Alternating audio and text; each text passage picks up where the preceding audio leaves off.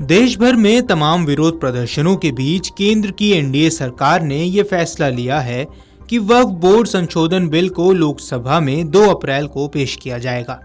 संसदीय कार्य एवं अल्पसंख्यक कल्याण मंत्री किरेन रिजिजू ने 8 अगस्त 2024 को यह बिल लोकसभा में पेश किया था, जिसे विपक्ष के हंगामे के बाद संयुक्त संसदीय समिति यानी जेपीसी को भेज दिया गया था। संसदीय समिति में कुल 44 संशोधन पेश किए गए, जिसमें करीब 14 संशोधन जगदम्बिका पाल की अगुवाई वाली जेपीसी ने स्वीकार कर लिए। संशोधित बिल को कैबिनेट ने पहले ही मंजूरी दे दी है।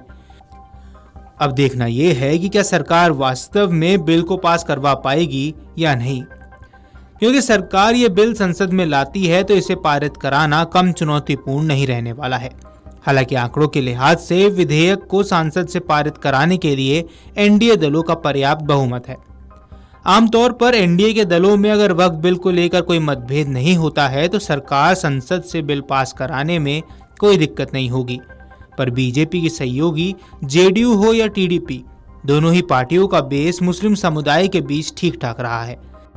इसलिए ऐसा नहीं कहा जा सकता कि दोनों ही पार्टियां आंख मूंद कर सरकार को समर्थन देंगी।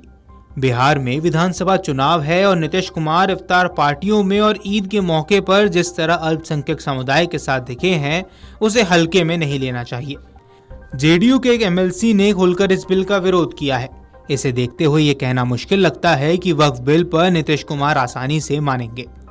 उधर रमजान की शुभकामनाएं देते हुए टीडीपी मुखिया चंद्रबाबू नायडू ने भी मुस्लिम समुदाय को आश्वासन दिया था कि टीडीपी सरकार ने हमेशा वक्फ संपत्तियों की रक्षा की है और आगे भी करती रहेगी।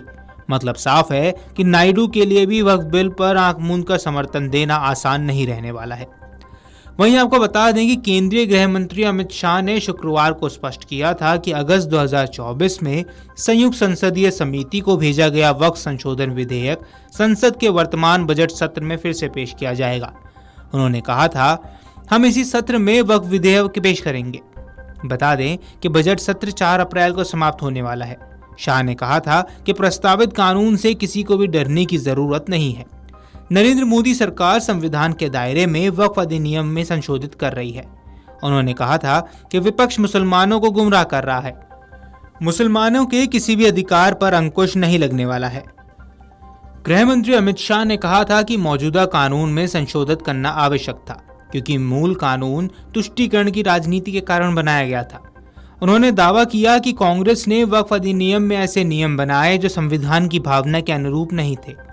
उन्होंने कहा, हमने वक्फ विधेयक के संविधान को दायरे में रखा है, जबकि कांग्रेस ने अपने राजनीतिक लाभ के लिए कानून को तोड़ मरोड़ कर पेश किया था। शाह ने कहा कि भाजपा के नेतृत्व वाली एनडीए सरकार इस तरह से काम कर रही है कि कानून को अदालतों में चुनौती दी जा सके। उन्होंने कहा कि कोई भी विधेयक संविधान की भावना से ऊपर नहीं हो सकता। वहीं भाजपा सांसद और वक्फ संशोधक विधेयक पर बनाई गई संयुक्त संसदीय समिति के अध्यक्ष जगदम्बिका पाल ने कहा कि all India Muslim personal law board देश के मुसलमानों व अल्पसंख्यकों को गुमराह कर रहा है। पाल ने कहा, विधेयक मुसलमानों के लिए लाभकारी है, खासकर गरीबों, पसमानदा, महिलाओं, विधवाओं और बच्चों के हित में है। आपको बता दें कि 655 पेज की ये रिपोर्ट इस महीने की शुरुआत में संसद के दोनों सदनों में पेश की गई थी। पैनल ने वक्फ बाय यूजर का प्रावधान को हटा दिया था। अब सिर्फ मौजूदा रजिस्टर्ड वक्फ बाय यूजर्स को ही वक्फ माना जाएगा। इसका मतलब है कि जिन संपत्तियों पर विवाद हो या जो सरकार के स्वामित्व में है, उन्हें वक्फ नहीं माना जाएगा। मीडिया रिपोर्ट्स की माने तो पैनल ने वक्फ बोर्डों में गैर मुस्लिमों को शामिल करने का समर्थन किया है। वक्फ बोर्ड में 4 गैर मुस्लिम सदस्य भी हो सकते हैं। पैनल ने यह भी सिफारिश की है कि विवादों की जांच का अधिकार जिला कलेक्टरों से लेकर राज्य सरकार के वरिष्ठ अधिकारियों को दे दिया जाए। राज्य वक्फ बोर्डों में अब मुस्लिम ओबीसी समुदाय का भी एक सदस्य होगा। इससे बोर्ड में सभी समुदायों का प्रतिनिधित्व सुनिश्चित रहेगा। वहीं आपको बता दें कि लोकसभा में एनडीए की स्थिति मजबूत है। लोकसभा में 542 सांसदों में से 240 सदस्य बीजेपी के हैं।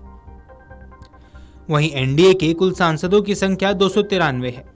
बिल को पास कराने के लिए 272 का नंबर होना जरूरी है। विपक्ष की बात करें तो कांग्रेस के पास 99 सांसद है। वहीं विपक्षी कुल संख्या 233 है।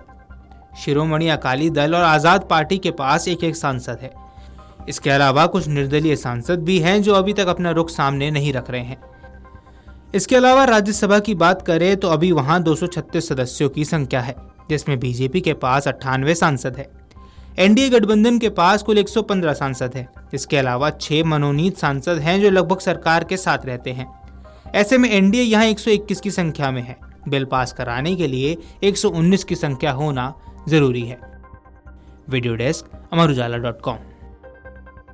अगर आप ये वीडियो YouTube पर देख रहे हैं तो हमारे चैनल को सब्सक्राइब कर बेल आइकन दबाएं और Facebook पर देख रहे हैं तो हमारे पेज को लाइक करें। 8 मिलियन प्लस सब्सक्राइबर, आपके इस भरोसे के लिए बहुत धन्यवाद।